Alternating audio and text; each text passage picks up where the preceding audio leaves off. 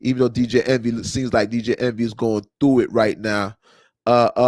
Let's speak about this. All right, Meek Mill emotions came pouring out while speaking at the signing of the probation reform bill in Philadelphia, and his tears were clearly related to the memories of his own years of legal woes. PA Governor Josh Shapiro signed the bill inside Philly's National Constitution Center, and Meek recalled the anxiety he had risking his freedom crossing state lines to New Jersey just to take his son to school when he was on probation years ago. He then broke down at the podium while thanking Governor Shapiro and the rest of the committee for signing the bill, which lessens the chances of people on probation being sent back to jail for minor offenses. Meek says guys like him who come from poor upbringings have to fight twice as hard just for acceptance, and being tossed around the system while labeled a felon makes things much worse. Now listen, man.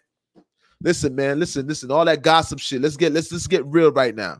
Let's get real. First of all, I want to shout out to Meek Mill. Shout out to Meek Mill for that probation reform, all right? Because me, myself, you already know I'm a 2-time felon, all right? I've been on probation many of times.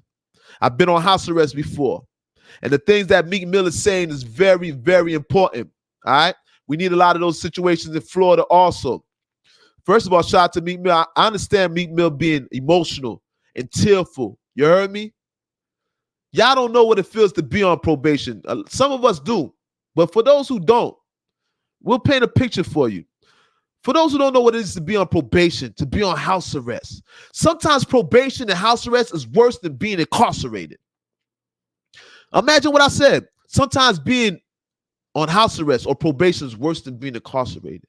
When you're in jail, when you're incarcerated, when you're in prison or you just a state jail, right?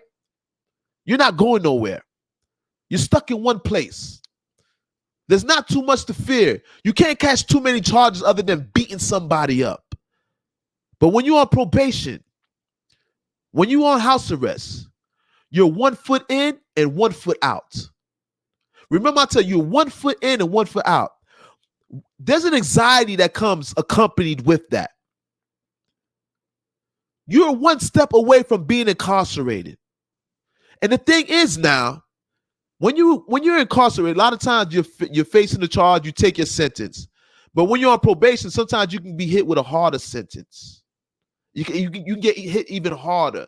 Now it gives the judge more room to hit you with the full sentence now. Because it's like saying, we gave you opportunity.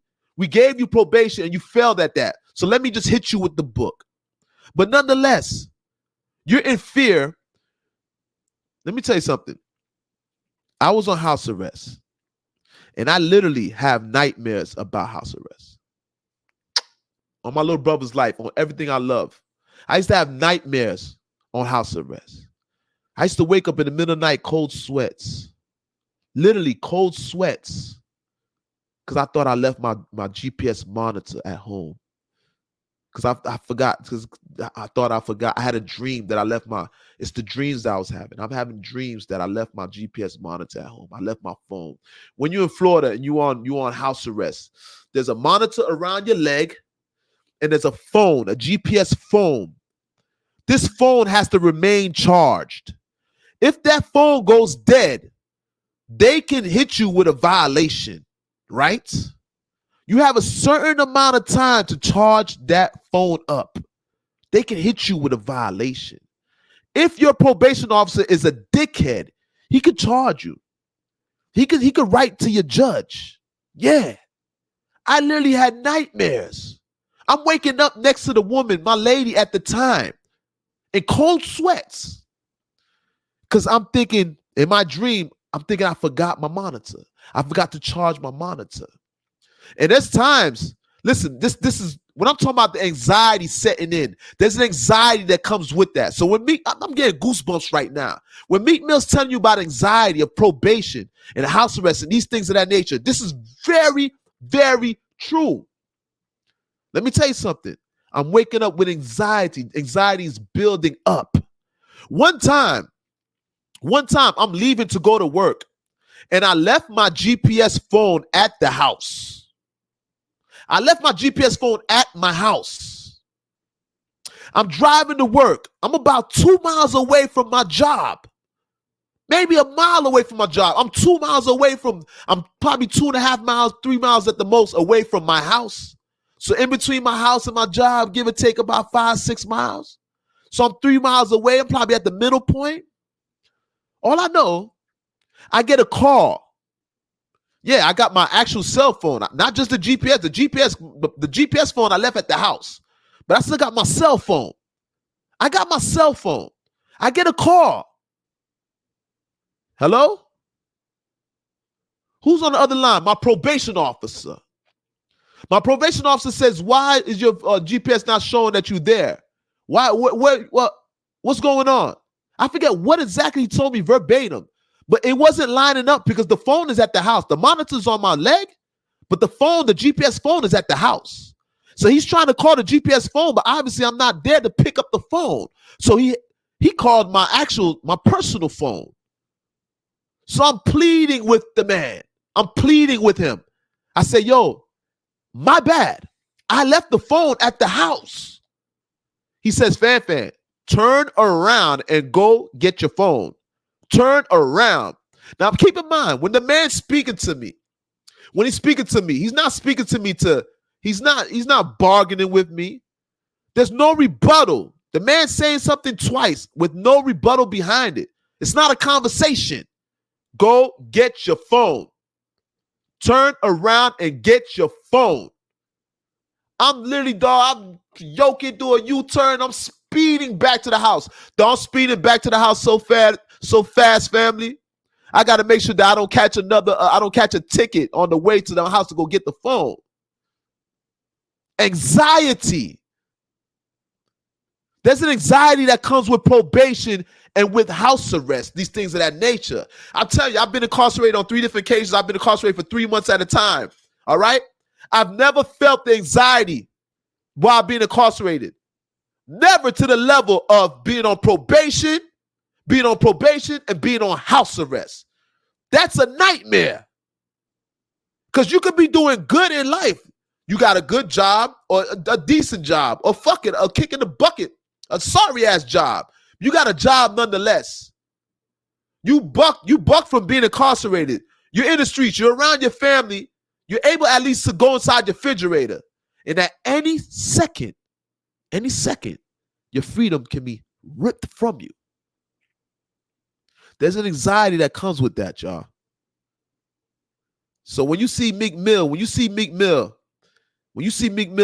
teary-eyed at the podium in front of Mr. Shapiro, these are all valid reasons to be teary-eyed.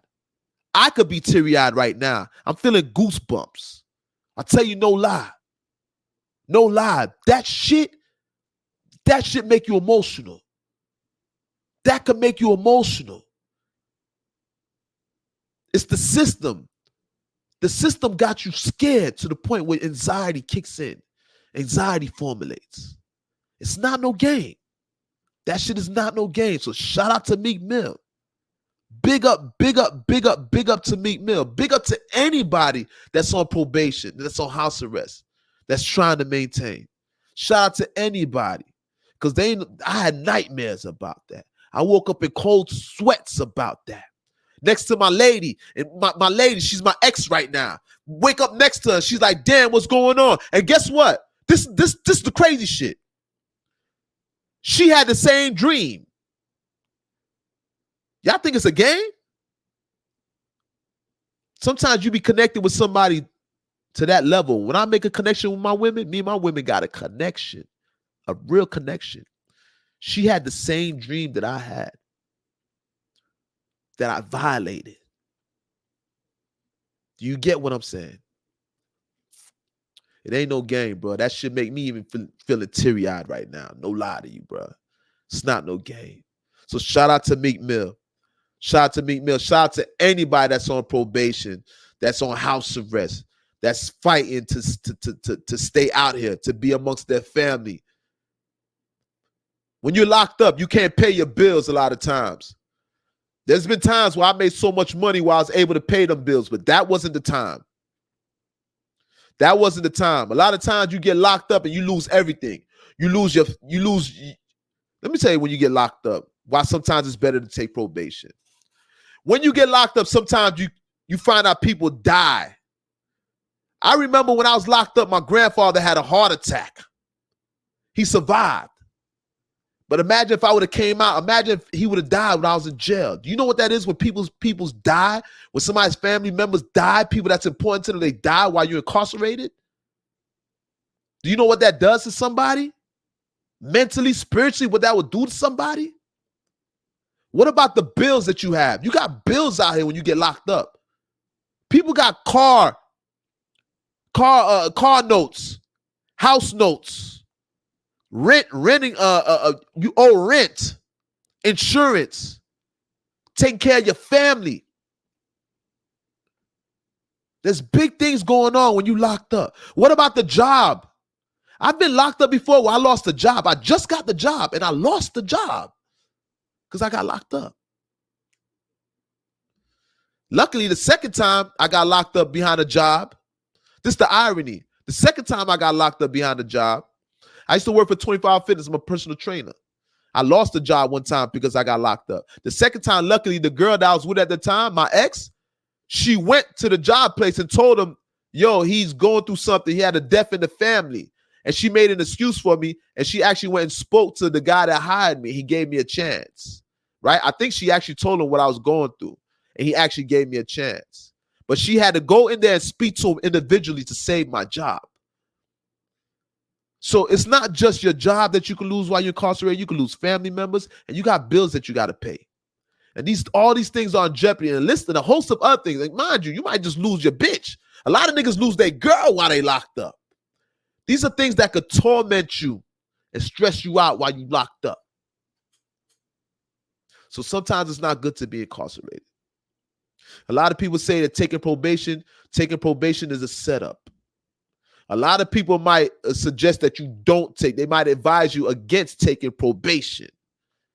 But when you have all these things going on, you can't watch over your kids while you're on probation or while you incarcerated. You can't watch your kids. You can't protect your family when you're incarcerated. It's not easy to keep a job, nor may a job be out there when you come back out when you're incarcerated. You can't pay bills from behind the walls if you don't have enough money saved up while you're incarcerated. So you have investments that you're going to lose. And guess what? Sometimes you can't keep your woman while you're incarcerated. So sometimes probation is necessary. House arrest is necessary. Remember, I told you, real street niggas, lord of the streets, learn off the streets, lead of the streets, living off the streets. L.O.T.S. Remember, I told you. Don't let nobody trick you in the streets. That's why I'm the lord of the streets. It's not because I'm the super biggest gangster. Yeah, niggas know how I rock though. But I don't play that who's dick biggest shit. I ain't say I'm the super biggest gangster, but you know I keep it gangster with you. Those who know me know me. It's because I got love for the streets. That's why I'm the lord of the streets. I'm not going to lead you wrong. I ain't going to lead you wrong like them other gangsters do. I ain't going to fill your head with misconceptions. I'm not going to turn you into a doja. I'm not going to turn you into a crash dummy. I got love for the streets. That's why I'm the leader of the streets. So don't let nobody fool you in the streets. Oh, don't take probation, man. That's a setup, man. 80% of people don't complete. It's true. 80% of people probably don't complete probation. But what about the people that do? I did. I ain't telling you it's going to be easy.